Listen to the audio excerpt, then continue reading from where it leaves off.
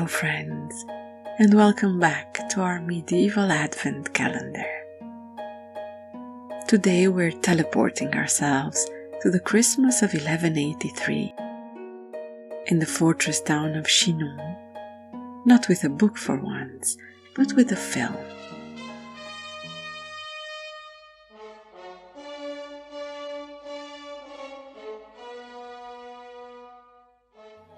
The 1968 historical drama The Lion in Winter, starring Katharine Hepburn as Aliénor of Aquitaine and Peter O'Toole as Henry II of England. The movie is based on the 1966 play by American James Goldman, who sadly was not a great hit on Broadway when it opened. The play is a work of historical fiction. There are no records of a Christmas court at Chinon in 1183, but the events leading up to the story are generally accurate. 50-year-old Henry seeks to establish a line of succession and summons his family for Christmas at his castle in Chinon. He wants his youngest son, John, to inherit his throne, while his estranged wife, reprieved from imprisonment in England by Henry for the holiday, favors their eldest surviving son, Richard, a proven warrior. The presence of Philip II, King of France, complicates matters as to the status of his half-sister, living at Henry's court as his mistress, while officially betrothed to Richard. John, you're so clean and neat. Henry takes good care of you. And Richard, don't look sullen, dear. It makes your eyes go small and piggy, and your chin look weak. Geoffrey. Is Philip here yet? Not yet. Let's hope he's grown up like his father. Simon pure and Simon simple. Good Louis. If I had managed sons for him instead of all those little girls, I'd still be stuck with being Queen of France, and we should not have known each other.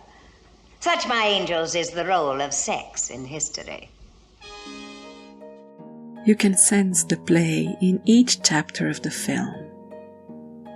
Viewers who are less familiar with theatre, or the younger audience who doesn't have the background of older movies, might feel the rhythm weighing them down a little. I think the motivation behind watching a film has radically changed between 1968 and 2024. And historical adaptations represent a niche with a very specific code. This might explain the black or white reviews of the time. You either loved it or hated it. I find the words of critic Roger Ebert perfectly in line with my perception of the film. One of the joys which movies provide too rarely is the opportunity to see a literate script handled intelligently. The Lion in Winter triumphs at that difficult task. Not since A Man for All Seasons have we had such capable handling of a story about ideas. But The Lion in Winter also functions at an emotional level and is the better film, I think. We could tangle spiders in the webs you weave. If I'm so devious, why don't you go? Don't stand there quivering in limbo. Love me, little lamb, or leave me. Leave you, madam, with pure joy. Departure's a simple act. You put the left foot down and then the right. Mother! Hush, dear, Mother's fighting. Father's finished working out the treaty terms. How nice. Where is your father? Nominated for 7 Academy Awards and winner of 3, this was the 3rd Oscar for Katharine Hepburn, and will remain for me her most memorable role. Her Aliénor is a reference, the strength and the vulnerability combined in the same powerful gaze.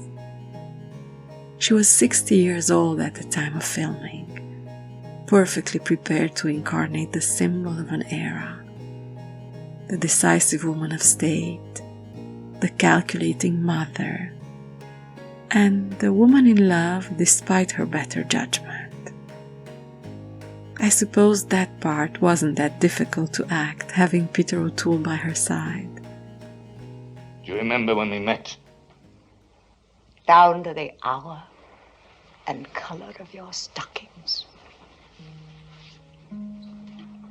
With 25 years between them, they kept the symbolic age difference between Henry and his wife, and managed to bring to life legends almost forgotten.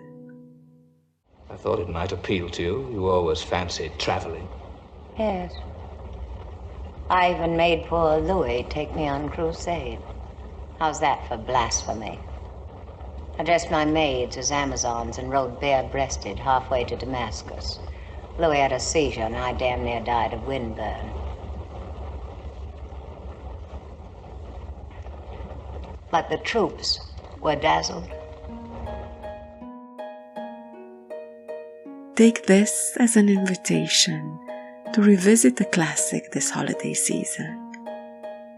There is a double time travel experience to be enjoyed beside your popcorn. Out of curiosity, as intellectual to intellectual, how in the name of bleeding Jesus can you lose me? Do we ever see each other? Am I ever near you, ever with you? Am I ever anywhere but somewhere else? Do I write? Do we send messages? Do dinghies bearing gifts float up the Thames to you? Are you remembered? You are. You're no part of me. We do not touch at any point. How can you lose me? Can't you feel the chains? You know me well enough to know I can't be stopped. I don't have to stop you. I have only to delay you. Until tomorrow, Merry Advent.